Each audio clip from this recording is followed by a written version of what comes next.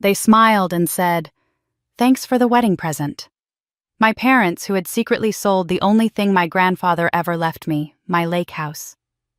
A home filled with my childhood memories, summers spent fishing, learning to fix things, and watching the sun set over the lake. It wasn't just a house. It was the only time in my life I ever felt seen. And they sold it. For her. My sister's wedding cost $150,000. Custom flowers, a dress flown in from France, and orchestra, champagne, fountains, fireworks. And when I stood there watching them bask in praise for their generosity, they raised their glasses to me and laughed. Thanks for the gift. They thought I didn't know. That I was too polite, too passive, too forgiving. But what they didn't know was that I had already seen the forged documents, that I had spoken to the buyers, that I had a lawyer. And that at the very moment they were giving toasts in that ballroom, they were just hours away from losing everything they thought they'd gotten away with.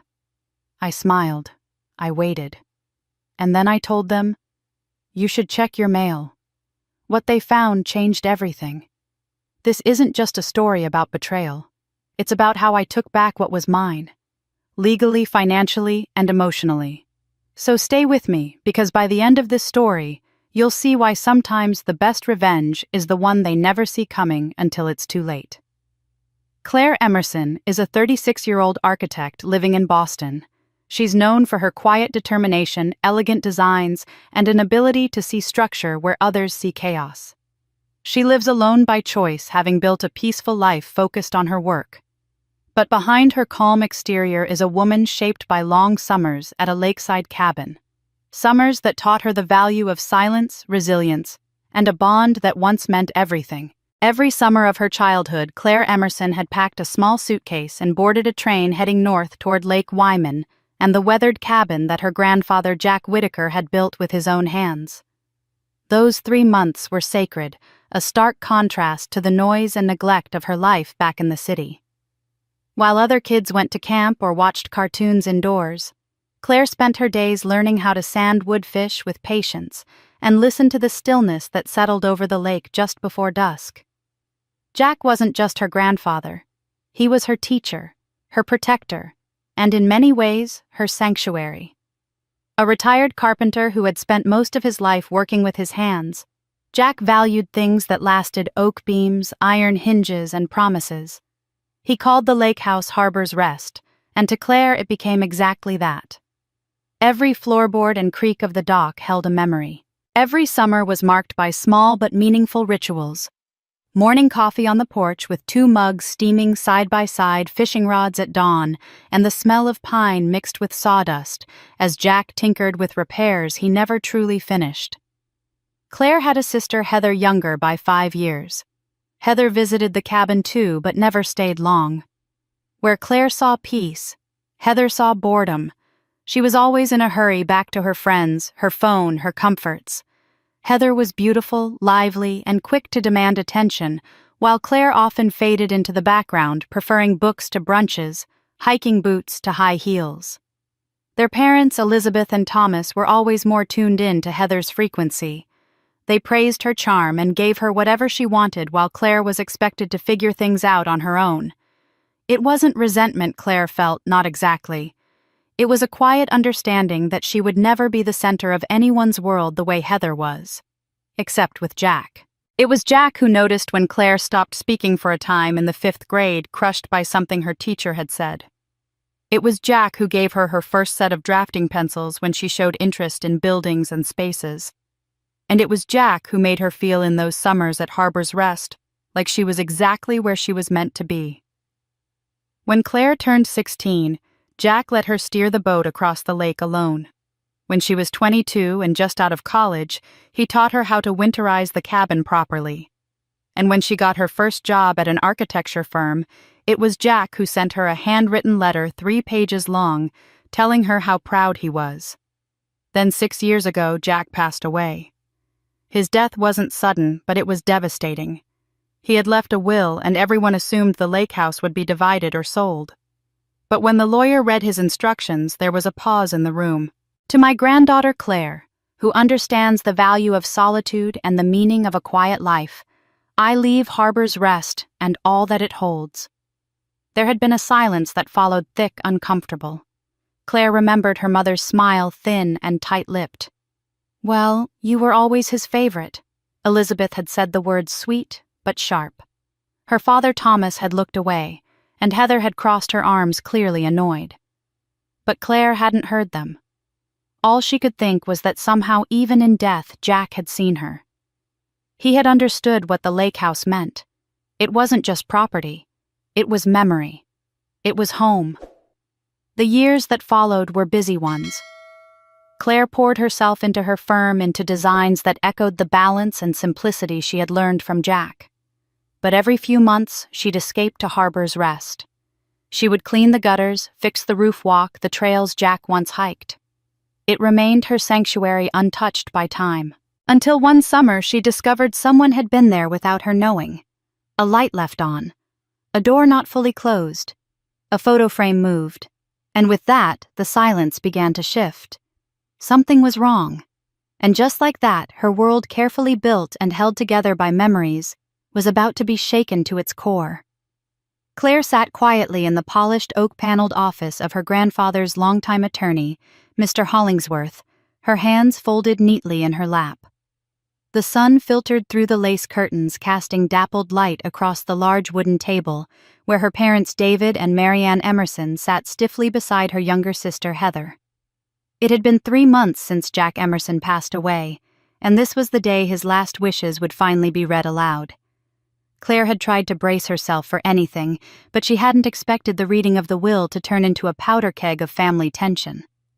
Mr. Hollingsworth adjusted his glasses and began. He listed a few modest bequests to old friends and charities, and then came the moment that shifted everything. "To my beloved granddaughter Claire Emerson," he read slowly, "who has always honored the value of solitude, craftsmanship, and the peace of the lake. Who like me understands that some places are sacred, I leave the lake house with all its contents solely and fully." The room went dead silent.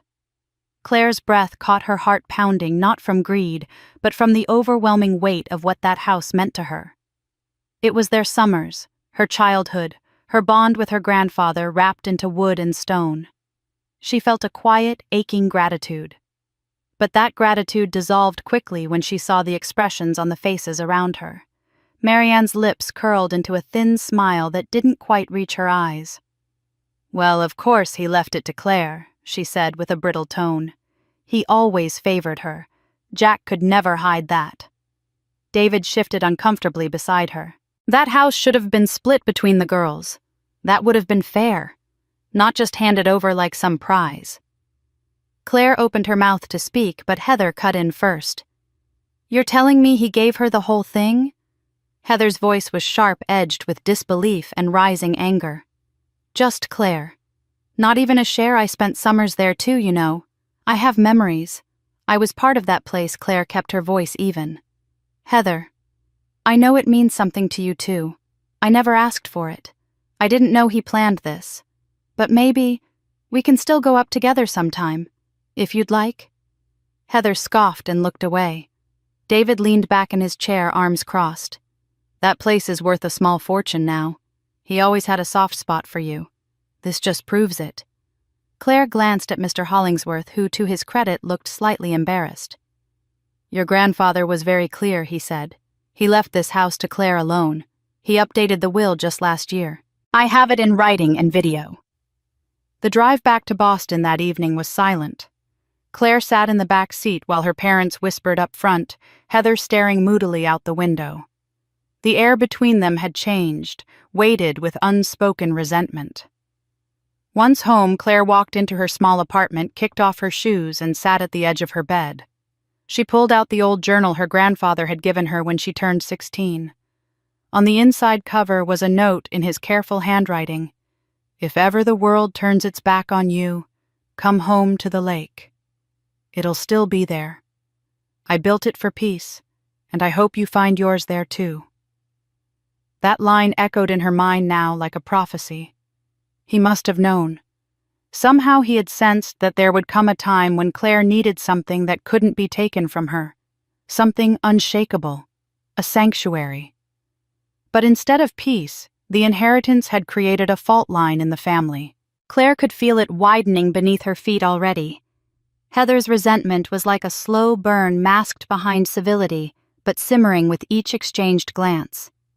And her parents, rather than hiding their disappointment, began to treat her differently, in small but perceptible ways. Less warmth in their voices, fewer invitations to family dinners, passive-aggressive remarks about lucky daughters and favorite children. Claire didn't regret inheriting the lake house, but she also hadn't expected it to cost her so much so quickly. What had once been her safe place now loomed in her mind as both a gift and a burden. Still, she held on to Jack's words. If the world turned its back, come home. Little did she know then those words would soon be tested in a way she could never have imagined. Claire returned to Boston that night with a strange heaviness she couldn't shake. Though she had always known that the lake house was special to her in ways her family might never understand, the reading of the will had exposed a far deeper rift.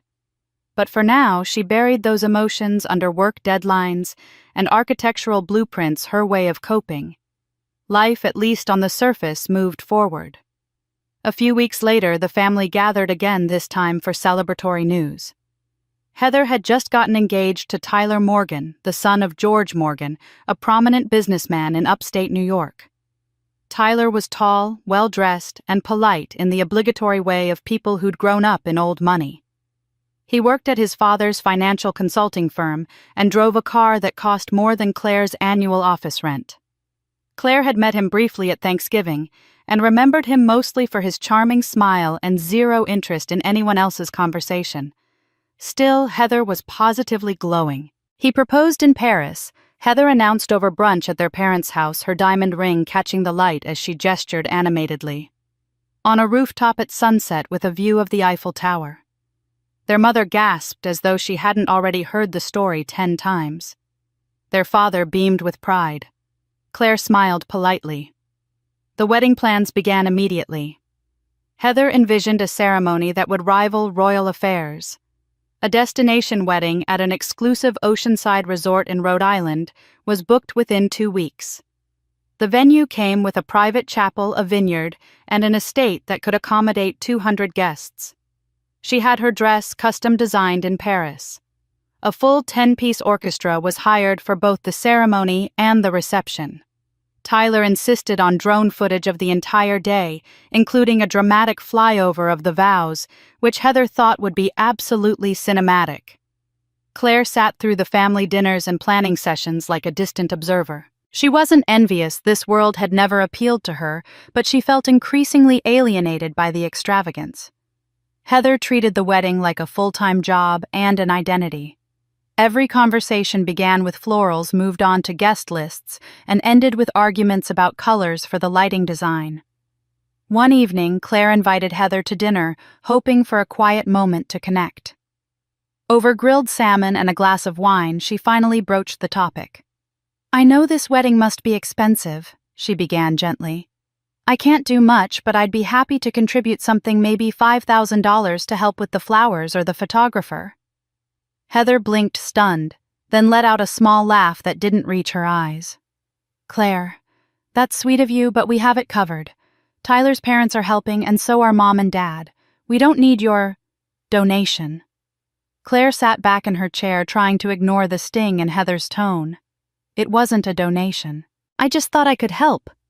"You don't have to," Heather said, brushing it off as she flagged the waiter. "Honestly, it's already taken care of. We've got everything planned." Still, something about the way Heather said it didn't sit right.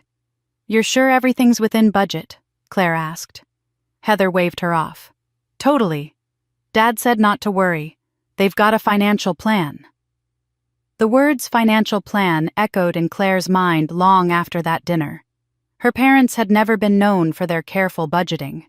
Growing up, she'd watched them bend over backward for Heather's ballet lessons, her broken phones, her fashion whims, all while Claire was told to work a summer job if she wanted art supplies or a class trip. The mention of a plan sent a quiet alarm ringing in the back of her mind. Later that week, she called her mother just to check in and subtly to ask how the wedding expenses were being handled. Her mother responded with vague reassurances. "Oh, we've got it figured out, honey. You just focus on your work. You don't need to worry about us. I just don't want you to put yourselves under too much strain," Claire said. "Don't be silly," her mother replied. "This is what parents do. We want the best for Heather." Claire hung up feeling dismissed, but also unconvinced. Something didn't feel right. The venue alone likely cost upwards of $40,000. Add in the dress catering, musicians, photographers, and a 3-week honeymoon in Tuscany, and the numbers stopped adding up. Despite herself, Claire pushed the worry aside. Maybe Tyler's family truly was contributing. Maybe her parents had some savings she didn't know about. And perhaps she told herself it wasn't her place to interfere. Still, the seed of doubt had been planted, and in time it would grow into something she could no longer ignore. For now, though, the wedding machine pressed on, dazzling in its grandeur, unbothered by the questions it left in its wake. Claire didn't think much of it the first time. It was a casual conversation with her mother over the phone, a quick check-in about weekend plans and whether the family would be getting together again soon. Claire, feeling the growing weight of wedding talk and eager for some peace, had suggested spending the upcoming weekend at the lake house. The weather was warming, and after a long winter in Boston, the idea of returning to Harbor's Rest with a good book and a thermos of tea sounded like the perfect escape. "I thought I'd head up to the cabin this weekend," she said. "Check in, do a little maintenance. I could use the quiet." There was a pause on the other end, a half-second too long. "Oh, honey, there's no need," her mother said quickly. "We already had someone check on the place last week. Hired a handyman, local fellow. He said everything looks great." Claire blinked a little surprised. "You hired someone?" "Yes. We just thought it'd save you the trouble. You're busy with work and all. We've been meaning to help out more with the property." Her mother's tone was overly cheerful, slightly rehearsed. Claire didn't argue, but something in her gut felt off. In all the years since inheriting the house, her parents had never once shown interest in helping with upkeep. Not during windstorms, not after a raccoon got into the roof, not even when she'd re-stained the entire porch by herself one summer. The sudden enthusiasm seemed out of character. Still, she let it go. Maybe it was guilt. Maybe they were trying to mend fences after the awkwardness surrounding the will. Maybe it really was just an attempt to be helpful. But Claire couldn't help feeling a faint chill under the warmth of her mother's words. A few days later, the second signal came, and it wasn't so easily brushed aside. Claire had just come home from a site visit when her phone buzzed with an unfamiliar number. She let it go to voicemail. An hour later, while making tea, she finally listened. "Claire, dear, it's Dorothy Myers," the message began. "I hope I'm not overstepping, but I just wanted to say it was a shame we didn't get a chance to say goodbye. I didn't know you'd sold the lake house. It's a lovely young couple who moved in, very friendly, but still, I'll miss seeing you up here in the summers." Claire's hand froze on the kettle. Sold. Her first thought was that Dorothy must have misunderstood. Maybe someone new had rented a place nearby, or perhaps the couple were temporary guests. Still, Claire's stomach tightened. Dorothy had lived 2 doors down from Harbor's Rest for 30 years. She was sharp, meticulous, and not the type to confuse details. Claire called her back immediately. "Oh, sweetheart, I didn't mean to upset you," Dorothy said. "I just assumed you'd moved on. The for sale sign was up for about 2 weeks, then suddenly down again. Then a moving truck came and the couple's been there ever since. I figured it was your decision." Claire felt her mouth go dry. "Dorothy, I never put the house up for sale." There was a long silence on the other end. "Well then, I think you might want to come take a look." After hanging up, Claire tried to calm her racing thoughts. She logged into her county property tax account to check for updates. Each year she received a mailed notice about taxes due on the lake house. It usually arrived in early spring.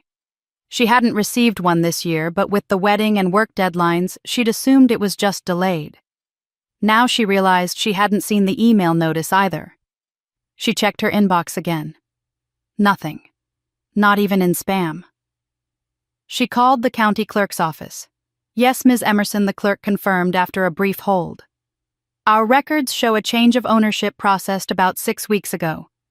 New documents filed under Robert and Marianne Emerson. Claire's blood ran cold. She hung up and turned to her personal banking account just to feel grounded. But the anxiety only sharpened. A recent security alert stood out: new device login from unknown IP.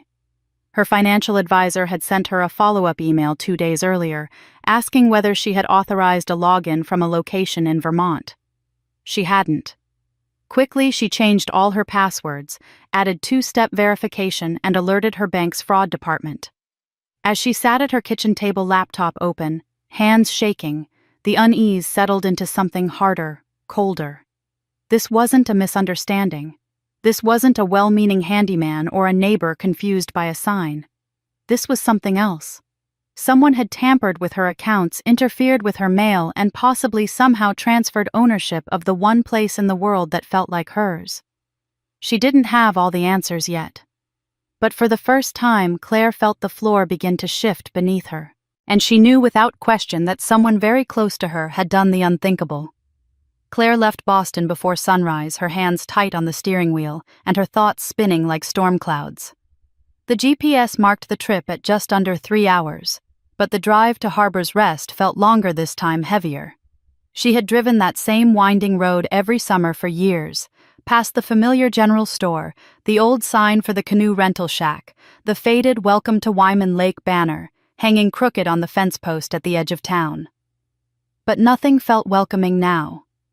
When she turned onto the gravel driveway, her heart sank. The sign at the entrance, hand-carved by her grandfather decades ago, with the words "Harbor's Rest" etched into the wood, was gone.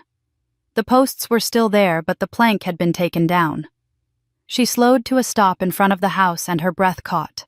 The shutters had been painted a different color. The porch swing was gone. The front door had a new gleaming lock keypad entry, instead of the simple brass knob her grandfather had installed. For a moment, Claire just sat there in her car, staring at the house that looked like hers, but somehow wasn't. She stepped out slowly and approached the door, unsure of what she was even going to say. Before she could knock, the door opened. A middle-aged woman with short silvering hair and a kind smile appeared. Behind her stood a tall man in khakis and a baseball cap, waving warmly. "Hi there," the woman said. "You must be from next door. We've been meaning to introduce ourselves." Claire blinked. "Actually, I'm Claire Emerson. This was my grandfather's house." The woman tilted her head, surprised. "Oh, Jack Emerson's granddaughter. My goodness, I'm so sorry. We didn't realize. Well, I'm Sarah Peterson. This is my husband, Mark. We bought the house from your parents a few weeks ago." Claire stared at them, her stomach lurching. "My parents?" "Yes. Robert and Elaine Emerson, correct," Sarah said. "They handled everything. Said the property was part of a family estate. We didn't know you were still around. I hope we haven't caused any upset." Mark gestured politely. "Would you like to come in? You're welcome to take a look. We haven't moved much in yet." Claire hesitated, then nodded. Inside the house had been rearranged, nothing drastic, but enough to make her feel like an intruder in a dream version of her own memories. She glanced around at the stripped mantel, the missing photographs, the absence of Jack's old tool chest. Everything personal had been removed. "We kept the original paperwork in a binder," Sarah offered, opening a side drawer and pulling out a folder. "Everything's in there: the title transfer, closing documents, notarized forms. We like to keep things organized." Claire took the folder with shaking hands and flipped through the pages. There, staring back at her, was a signature bearing her name. It looked close, almost perfect, but she knew instantly it wasn't hers. And listed above it were the names of the sellers, Robert Emerson and Elaine Emerson, her parents. And below that, the notary seal dated 6 weeks ago. Her voice trembled, but she steadied herself. "I never signed this. I didn't authorize this sale." The Petersons looked horrified. "Oh dear," Sarah said, pressing a hand to her chest. "We're so sorry. We bought it in good faith. We had no idea." "I believe you," Claire said quietly. "But I'm going to need to speak with my attorney." Back in her car, parked under the towering pines that once shaded her childhood summers, Claire dialed Jessica Cole. A former college classmate and now one of the sharpest real estate attorneys in Boston, Jessica was the only person Claire trusted to handle something like this. Jessica answered on the second ring. Claire. What's wrong? Claire inhaled slowly. The lake house. It's been sold. By my parents. I just saw the papers. My name is forged. There was a pause, and then Jessica's voice came calm and clear. You're absolutely sure? Yes. I'm holding the documents now. Then send me high-res photos of every page. We'll start with a full document analysis and contact the county recorder. If your signature was forged and the sellers weren't the legal owners, we can move fast. Claire, this is a criminal matter. But we can undo this. We can take it back. Claire stared at the house once more before pulling away. As she drove down the gravel path and back toward the highway, the trees seemed taller, darker, the sky more overcast. The betrayal had moved from suspicion to fact, and now it had a name and a paper trail. Her sanctuary had been stolen. But Jessica's voice echoed in her mind, steady and unwavering. We can undo this. We can take it back. Jessica worked quickly. Within 24 hours of receiving the scanned sale documents from Claire, she had already flagged multiple red flags. The notary stamp used on the deed was registered to a woman named Pamela Rourke, a licensed notary based in southern Vermont. Jessica placed a call, immediately introducing herself and explaining the situation in calm, measured tones. Pamela was shocked. I've never notarized anything for a Claire Emerson, she said firmly. I don't even practice in Massachusetts. And that stamp, if it's got my seal and signature on it, must have been forged. I lost a notary journal and my seal last December. Someone broke into my locked cabinet at a community center during an event. I filed a report with the county office. Jessica's voice sharpened. Did the report include the seal number? Yes. I have a copy of it here. Do you want the incident number? Please, Jessica said. That helps more than you know. Within the hour, Claire and Jessica were sitting together in Jessica's office, a neat but determined space above a real estate brokerage downtown. The timeline was falling into place rapidly, and the more they uncovered, the clearer it became that the sale of Harbor's Rest wasn't just immoral, it was criminal. Jessica opened her laptop and scrolled through property transfer logs available from the county's public records. Here, she said, pointing. Transfer of title filed 6 weeks ago. Seller listed as Robert and Elaine Emerson. Buyer Mark and Sarah Peterson. Sale price $320,000. Claire frowned. That's way too low. The last appraisal was over $500,000. Jessica nodded grimly. Exactly. That property with its lakefront access and history should have fetched at least $500,000 more if they'd waited a month or two for high season. But someone was in a rush. Claire exhaled. And Petersons had no idea. No. They were innocent buyers. They thought they were getting a good deal on a fast sale estate transfer. I reached out to their realtor, and she confirmed they were told the family wanted to offload the property quickly due to emotional associations. Classic cover. Claire leaned back, absorbing the scale of the deception. So my parents? Jessica raised a hand. Hold that thought. There's more. She handed Claire a printed spreadsheet from her desktop. I asked you to check your financial accounts last night. Good instincts. Here's what I found once I got access to your flagged transactions. Claire scanned the document. Most of it looked routine. Then her eyes stopped on a cluster of withdrawals, 4 in total, transferred from her savings account via an old joint account she'd once linked to help her parents after her father's knee surgery years ago. She had forgotten it even existed. $7, $850 to Lux Bridal Boston. $12,400 to D'Amato Jewelers. $21,000 to La Mer Resort Group. And $9,600 to a videography service based in Providence, specializing in drone footage and cinematic wedding packages. Claire stared. Those are wedding payments. Jessica nodded. Every one of them made within 2 weeks of the house sale, all withdrawn from your funds. My funds, Claire repeated, voice hollow. They sold my house, forged my name, and used my money to fund Heather's wedding. Jessica leaned forward, her voice steady. Claire, what they did falls under multiple categories of fraud: forgery, identity theft, real estate fraud, misappropriation of funds, and we have the paper trail to prove it. Your parents forged the sale, took a below-market offer, and used the proceeds along with your account access to pay for a luxury wedding under the pretense that it was all covered. Claire said nothing for a moment, letting the facts settle. She felt as if she were suspended between disbelief and fury. Every justification her parents had given her now reeked of manipulation. All the warm dismissals, the phony cheer, the insistence that they had a financial plan. The betrayal was bigger than she had imagined. She looked up, her voice quiet but unwavering. What do we do next? Jessica didn't hesitate. We open a civil case. We file a motion to freeze all assets associated with the sale. We contact the county clerk with the affidavit from the notary, and we file a formal criminal complaint with the district attorney's office. Claire nodded slowly. And the Petersons? They'll be protected, Jessica said. Once this is settled, they'll either be refunded or you'll buy the property back. But you'll get your house back, legally and fully. Claire closed her eyes for a long moment. When she opened them, something had changed. The disbelief was gone. In its place was clarity. It was no longer just about the lake house. It was about everything they had taken without asking, and everything she would now take back. For 2 nights after her meeting with Jessica, Claire couldn't sleep. She lay awake, staring at the ceiling, turning over every detail, every betrayal, every number on that spreadsheet. The evidence was clear.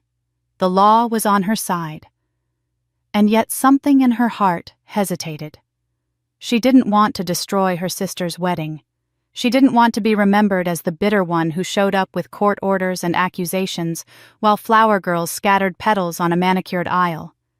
No matter what her parents had done, no matter how deliberately they had stolen from her, Claire still clung to the idea that families should not be torn apart in public. She made herself coffee at 3 a.m. and sat at the kitchen table reading through the first draft of the legal complaint Jessica had prepared. She could feel the tension in her chest, anger battling restraint. Part of her whispered, "You owe them nothing." But another part said, "Wait until after the wedding. Don't cause a scene." Claire had never been one for scenes. Even as a child, she had learned that her emotions weren't welcome. So she breathed through it, made no decisions, and let the document sit unsigned on her desk. The next afternoon, while walking back from a site visit, her phone buzzed. A friend from college, Megan, had tagged her in a comment on Facebook. Claire opened the app without much thought until she saw the post. It was Heather. A carefully filtered photo of the two of them as children at the lake house, with Heather wearing a flower crown and Claire holding her hand. The caption read, "I've always looked up to my big sister.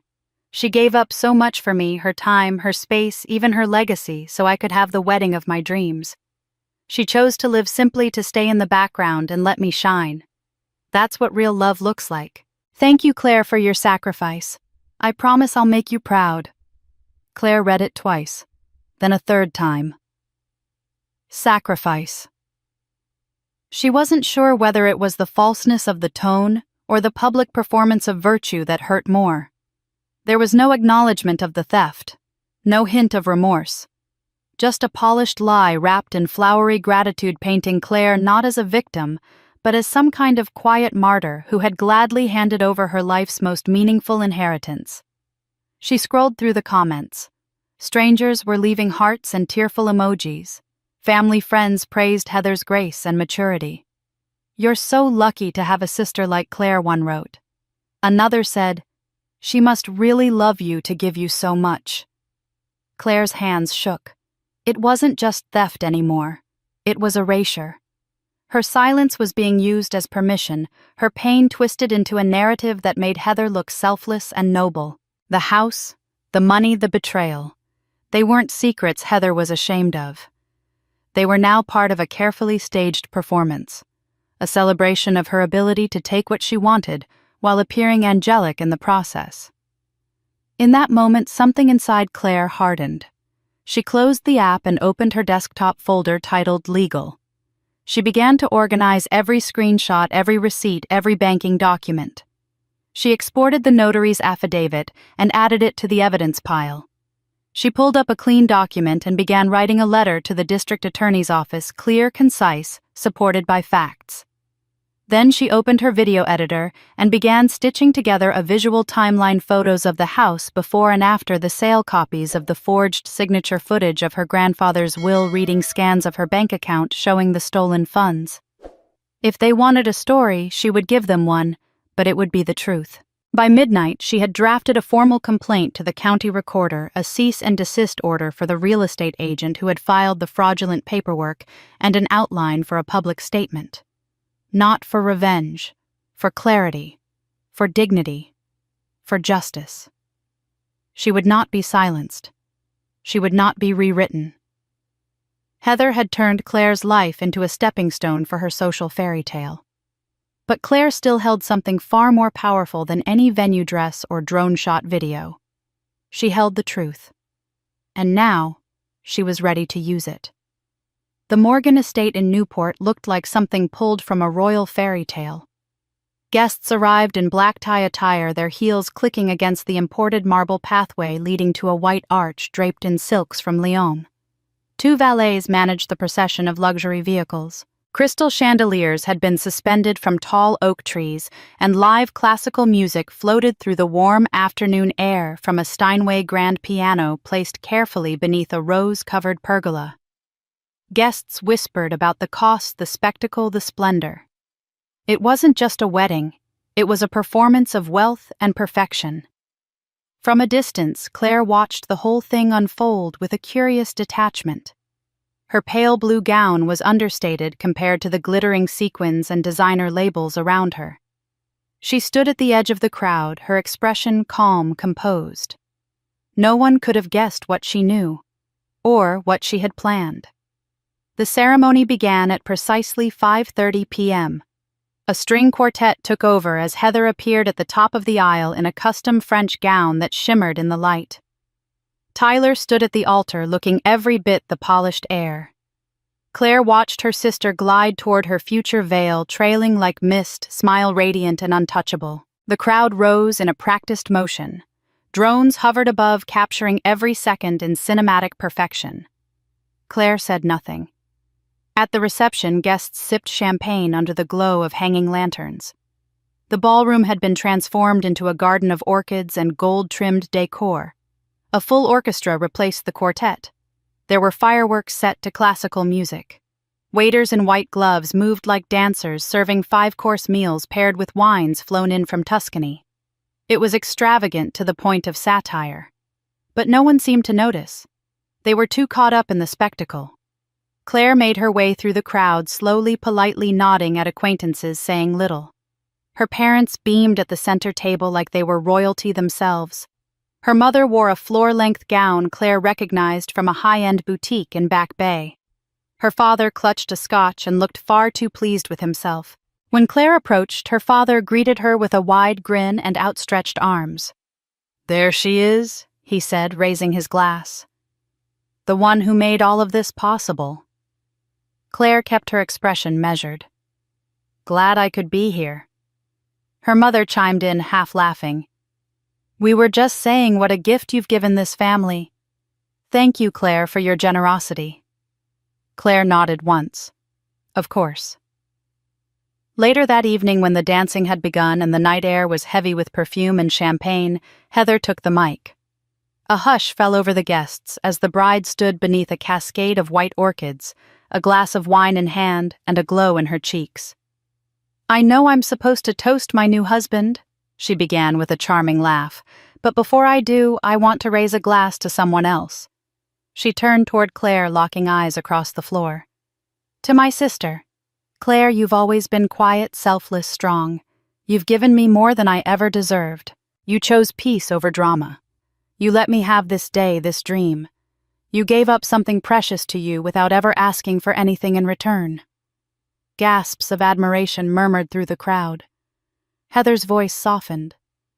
"I know you don't like attention, but I want everyone here to know I see your sacrifice. I will never forget what you've done for me. You're the reason this day is possible." The applause swelled. Claire felt every pair of eyes turn to her with pity, admiration, and mild confusion. In their view, she was the sainted sister, the silent benefactor, the quiet woman in the corner who had bowed gracefully so another could shine. Claire stood glass in hand. She offered a faint smile. "Well," she said, her voice clear and calm, "I'm glad you think so, Heather, and I do hope you enjoy every part of today, the music, the dress, the wine." She paused, her gaze unwavering. "And when you wake up tomorrow, make sure you check your mailbox." There was a brief, awkward silence, just a flicker of uncertainty before the orchestra resumed, and the moment passed like a cloud over the moon. Heather's smile faltered just slightly, but she recovered quickly, raising her glass again with another laugh, and the guests laughed with her. Claire sat down, her expression unchanged. She had said what she needed to. The rest was already in motion. Letters were mailed, files had been sent, court dates were scheduled. This day belonged to Heather. Tomorrow would belong to Claire. At precisely 9:02 a.m., the first courier rang the bell at the Emerson home. Elaine was in the kitchen finishing her coffee, Robert reading the paper at the dining table. They had only just returned from the wedding after-party the night before.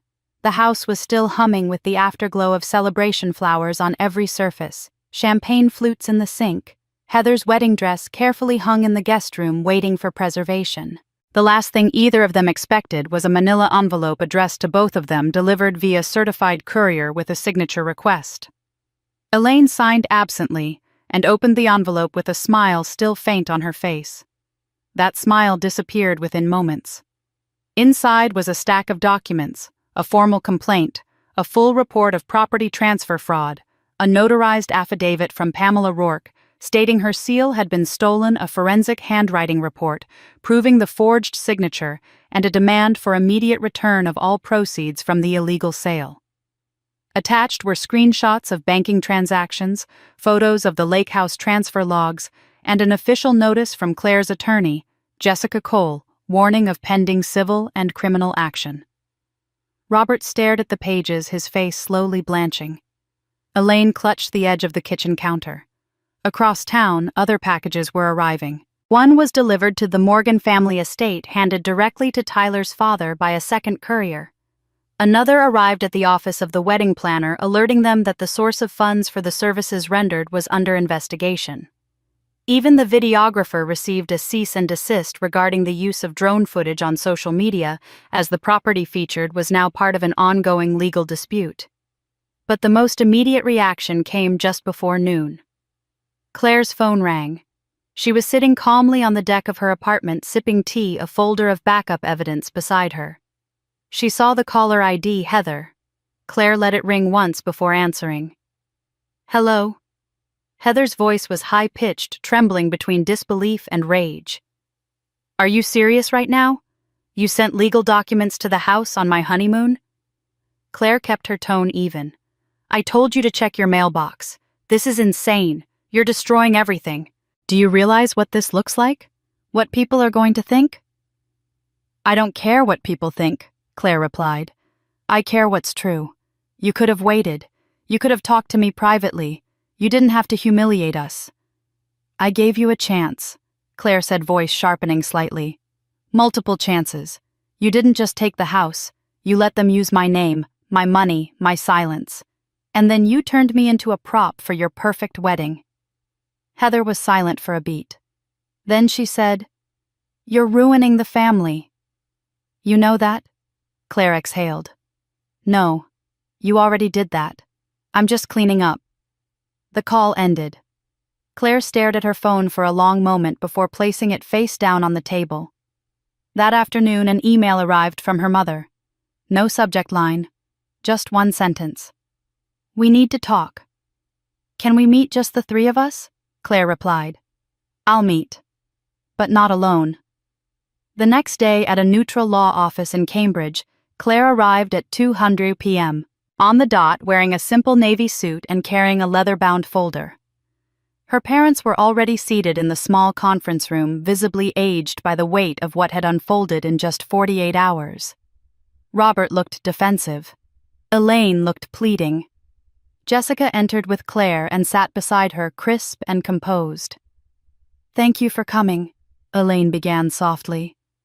"We understand that you're upset." Claire didn't respond. She let Jessica open the folder. "We're beyond upset," Jessica said professionally. "We're dealing with criminal misconduct, forgery, real estate fraud, unauthorized access to financial accounts. It's not about feelings anymore." Robert cleared his throat. "There must be some way to resolve this quietly, as a family." Claire finally spoke. "You had every opportunity to act like family. Instead, you acted like thieves." Elaine leaned forward. "If we agree to pay back what we took, can we settle this privately?" Claire glanced at Jessica, who handed over a second document. "This is a repayment schedule," Jessica said. "It includes restitution for the property sale, financial penalties, and legal costs. If you sign it and pay the first installment by Friday, we can pause further filings. If not, we proceed to court." Robert's jaw tightened. "You would take us to court?" Claire looked at him for a long, quiet moment. "You already did," she said. "You just didn't think I'd fight back." The Emerson family hadn't gathered under one roof since the wedding. But this time there were no champagne glasses or flower arrangements. The Petersons had offered their home as neutral ground, and Claire agreed. It was fitting, after all, they were the unintended victims too. The air inside was thick with tension, made heavier by the presence of Jessica, who sat beside Claire with her case folder neatly closed in her lap. Robert and Elaine arrived first, dressed conservatively and looking tired, anxious. Heather entered last, eyes downcast, her husband conspicuously absent. Claire stood calm but commanding and opened the meeting without ceremony. "I've asked you here because it's time to stop pretending. I've kept quiet long enough." She walked to the end of the table, placed a tablet on a stand, and tapped the screen. A slideshow began, simple, methodical. First slide, the official deed transfer with her forged signature. Second, the bank withdrawals tied directly to wedding vendors. Third, an affidavit from Pamela Rourke, the Vermont notary, stating that her seal was stolen and her signature forged. Then came the emails, the timelines, and finally a summary of the legal penalties pending if no agreement was reached. Elaine sat motionless, her face flushed. Robert's lips pressed into a thin line. Heather looked like she might cry. Claire let the silence settle for a moment before speaking again. "I wanted this to be private. I gave all of you chances to come clean." "You didn't," Jessica added evenly. "If we go to court, this will all become public record. The forgery, the theft, the manipulation. But Claire has agreed to give you one opportunity to resolve this here." At that moment, Sarah and Mark Peterson entered the room carrying a manila folder of their own. Elaine stiffened at the sight of them. Sarah gave a sad smile. "I didn't want to say anything until I was sure," Sarah said, gently addressing Claire. "But I think you deserve the truth, too." She turned to Elaine. "You didn't think I'd remember you? Did you?" Elaine's jaw clenched. "This isn't the time I think it is," Sarah continued. "You and I worked together at St. Mary's when our kids were toddlers. I was in HR. You were an office manager. I remember you well. So when we saw the listing for the lake house, I was surprised but not suspicious. You said it was your property. You never mentioned your daughter was the legal heir." Claire turned toward her mother. "You knew the buyers." Elaine looked down. "They offered cash." "You thought you could pass it off as yours." Claire said, her voice sharper now. "You counted on me not noticing, on me being too loyal, too quiet." Heather shifted in her seat. She hadn't spoken a word until now, but when Claire's eyes met hers, she looked away. "I'm sorry," Heather whispered. Claire didn't move. "You knew. I saw one of the documents." Heather admitted, her voice brittle. "A few days before the wedding. It had your name. But Dad said you'd agreed that it was handled, and I needed the wedding to go smoothly. I didn't ask questions. Claire let the weight of that statement hang in the air. I needed the wedding. Not, I'm sorry I let them steal from you. Not I tried to stop it.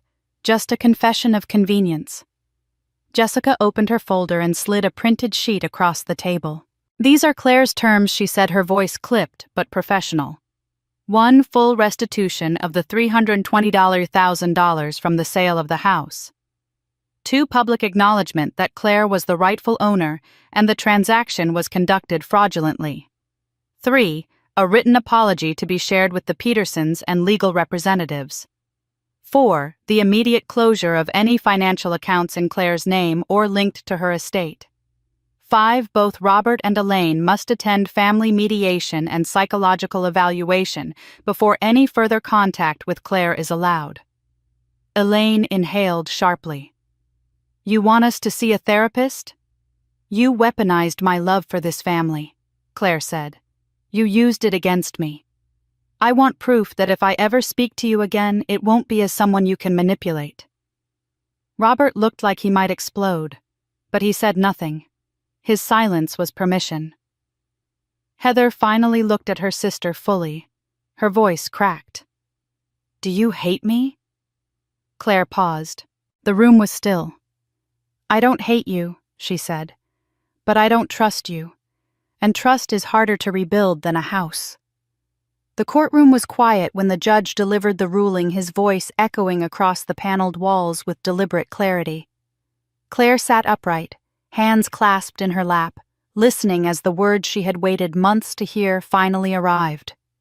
The court finds that the property transaction involving Harbor's Rest was executed under fraudulent circumstances. The sale is hereby voided. Legal ownership is restored to Ms. Claire Emerson. There was a pause as the judge flipped a page.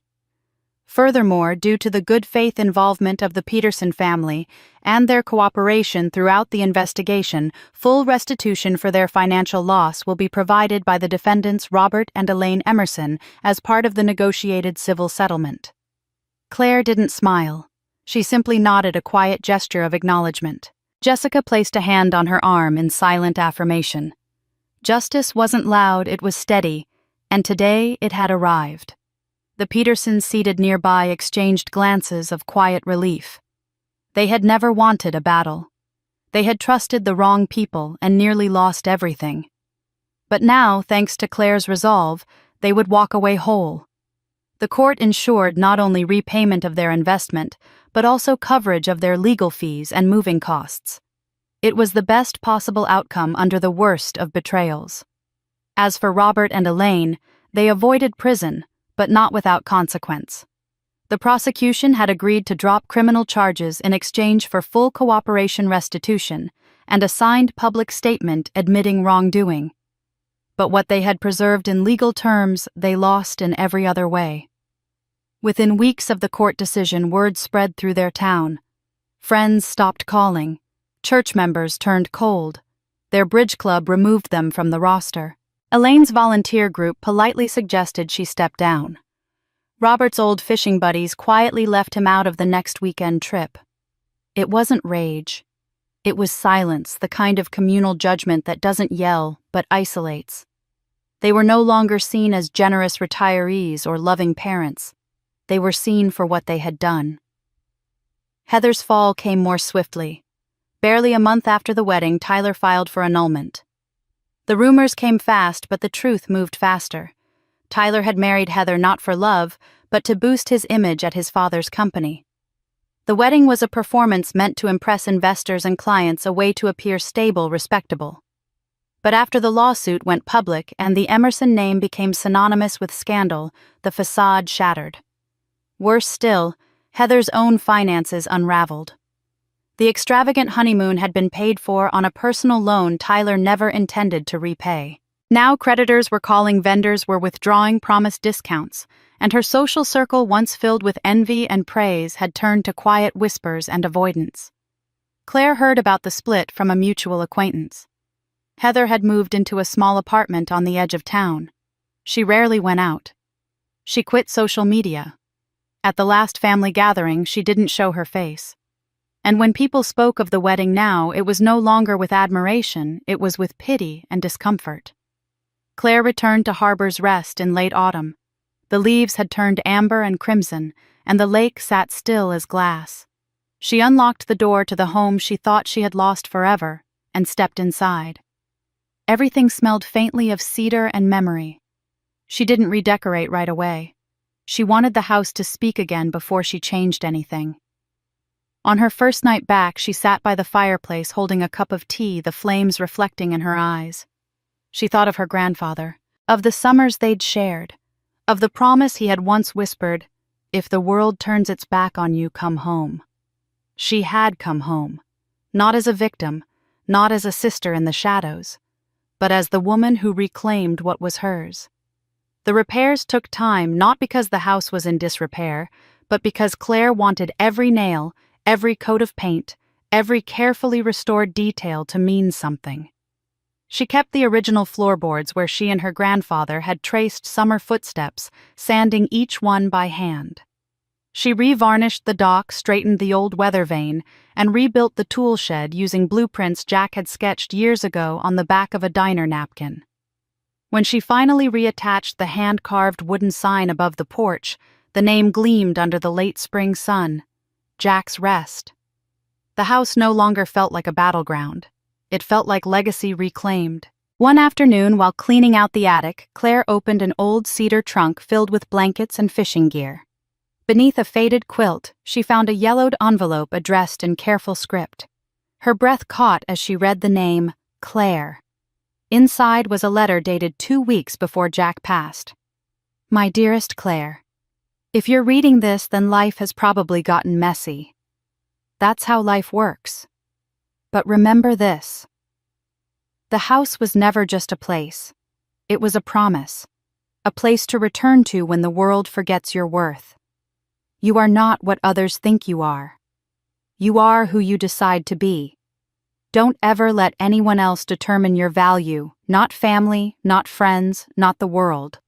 And if they try, come back here. Remember who you are. And start again. With love. Jack. Claire folded the letter slowly and held it to her chest. She sat on the floor of the attic for a long while, eyes wet but smiling. The kind of smile that rises not from joy, but from quiet, unshakable truth. Months passed. Summer returned. One day, an envelope arrived in her mailbox. Heather's handwriting. Inside was a birth announcement, simple, unadorned, and a short note in delicate, almost apologetic ink. She's here. Her name is Lila. I don't deserve your forgiveness, but I hope she might. Would you be her godmother? Claire stared at the letter. She didn't respond immediately. She walked down to the dock instead, let the breeze push through her hair, watched the water move beneath the old boards. That night she drafted a short reply. Yes, I'll be there for her. But we live in different worlds now. I'll always protect her. I won't pretend everything's forgotten. Heather never replied. But a small photo arrived weeks later, Lila wrapped in a blue blanket held gently in Heather's arms. Claire placed it in a frame beside Jack's letter. Not forgiveness, not reconciliation, but something close to peace. That evening, as the sun sank low over the lake, Claire stepped onto the dock. The air was cool, tinted with the scent of pine and old wood. She stood at the end where the boards creaked just slightly underfoot, and placed her hand on the railing her grandfather once built. The sky was painted in gold and lavender. The water rippled softly. A loon called in the distance. Claire closed her eyes. This time I didn't just take the house back. I took back my voice. And I'm not giving it up again. If you made it this far, thank you for staying with Claire's journey, a story not just about betrayal and justice, but about finding the courage to reclaim your voice when it's been silenced for too long. Maybe you saw a part of yourself in Claire, someone who endured, stayed quiet to keep the peace.